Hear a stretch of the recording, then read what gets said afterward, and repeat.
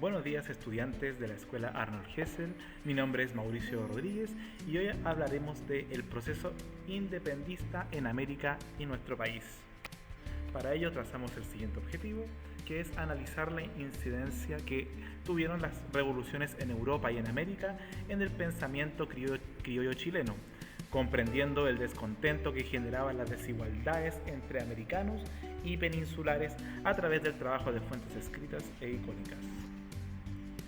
Antes de empezar, les recomiendo que estén en un lugar silencioso, sin distracciones y por supuesto cualquier consulta o duda me la hacen saber.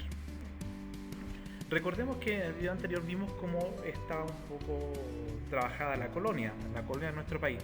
Recordemos que luego de que llegaron los conquistadores a nuestro país, se formó, digámoslo así, una especie de sociedad americana en nuestro continente, ¿ya? Y esa sociedad surgió a partir de la mezcla entre el español y el indígena fundamentalmente, pero acá también habían europeos que llegaban a vivir, ¿cierto? Y formaban una sociedad más plural.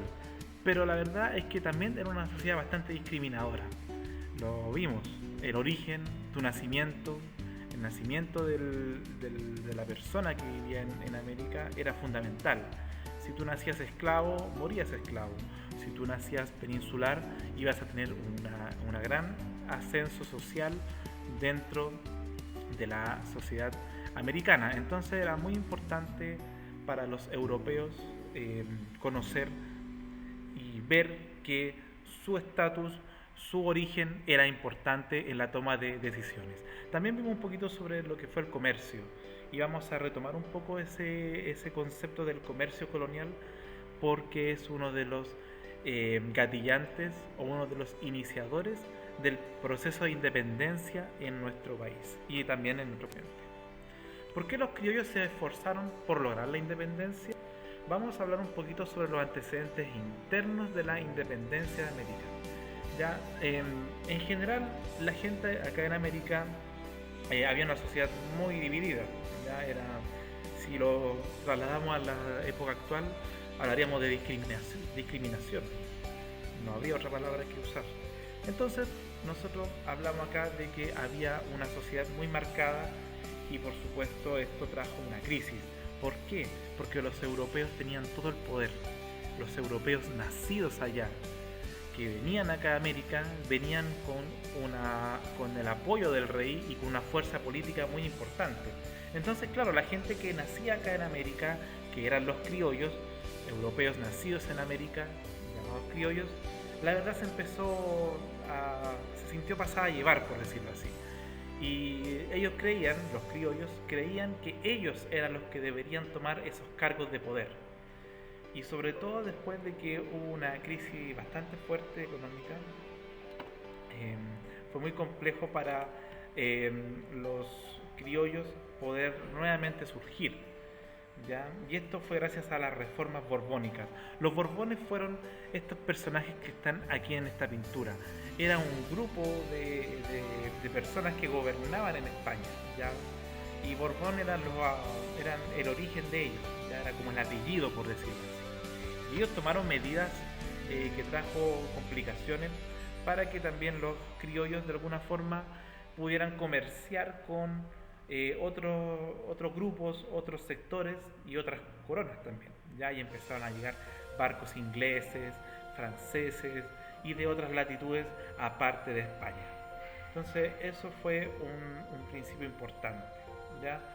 Y bueno, la dinastía de los Borbones lleva a cabo estas medidas económicas, lo que igual genera un descontento en la población criolla, ¿ya? Así que eso fue un antecedente importante para empezar a entender por qué los criollos, como les dije, esta reforma trajeron un descontento tremendo a las personas que vivían aquí en América y que habían nacido en América. Ya trajo un descontento tremendo.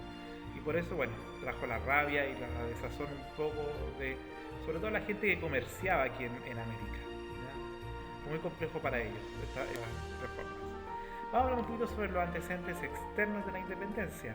En Europa se está hablando mucho de lo que era la Ilustración. La Ilustración fue un movimiento ideológico, intelectual, que hablaba de buscar la razón, ya de buscar la iluminación, por decirlo así, de buscar el conocimiento a toda costa, ¿ya? Y eso para los reyes fue un poco complejo, porque recordemos que en esta época no dominaba el conocimiento, dominaba el cristianismo, la religión. También otro antecedente importante es la Revolución Francesa. Es aquí donde se forma algo muy importante. La gente, muy cansada de sus reyes en Francia, los persiguió y acabó con ellos, llevándolos a la guillotina. Ya básicamente acabaron con los reyes, los asesinaron y formaron una nueva rebelión en base a lo que estábamos hablando anteriormente, que es la Ilustración. Y por supuesto la independencia de Estados Unidos, que fue algo muy importante para América, porque fueron casi los primeros en hacer esta revolución contra Inglaterra. Y por eso la independencia de Estados Unidos fue un antecedente muy importante para la independencia americana. ¿Qué pasó?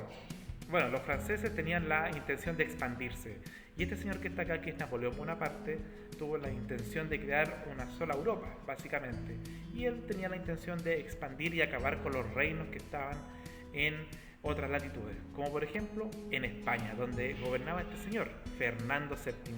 Fernando VII era el rey de España durante el proceso de independencia en América. ¿Qué hizo Napoleón? Lo metió preso este caballero, al rey, y puso a su hermano José Bonaparte a la cabeza del reino español. Esto obviamente llegó a oídos de los americanos, porque en España comenzaron las juntas de gobierno, ¿ya? Y esas juntas de gobierno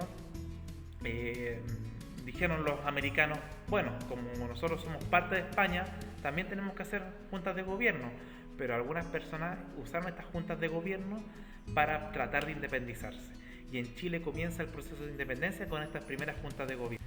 Todo comienza el 18 de septiembre de 1810, que es la primera junta de gobierno. Ojo, no es la fecha de independencia, es la primera junta de gobierno. Aún no nos independizamos. Tenían que pasar 8 años todavía para poder independizarnos. Pero es aquí en esta junta de gobierno donde se reúnen los criollos y deciden formar un gobierno mientras el rey estaba preso. Así que bueno, esto llegó después cuando el rey salió del cautiverio. Esto llegó a oídos del rey, se enojó, envió un ejército enorme a luchar contra los rebelados, en este caso jóvenes como Bernardo O'Higgins y José Miguel Carrera, que hicieron sus ejércitos propios para poder luchar contra el español.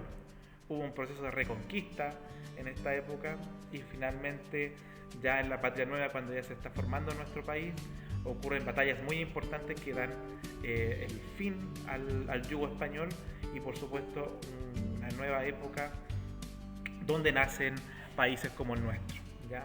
El 12 de febrero de 1818 se firma finalmente la Carta de Libertad y la Carta de Independencia por Bernardo O'Higgins. Se consolida la independencia entonces gracias a estas batallas. Y muchas gracias por su atención. Cualquier duda o consulta me la pueden hacer por los medios habituales y por supuesto que tengan una gran semana. Muchas gracias.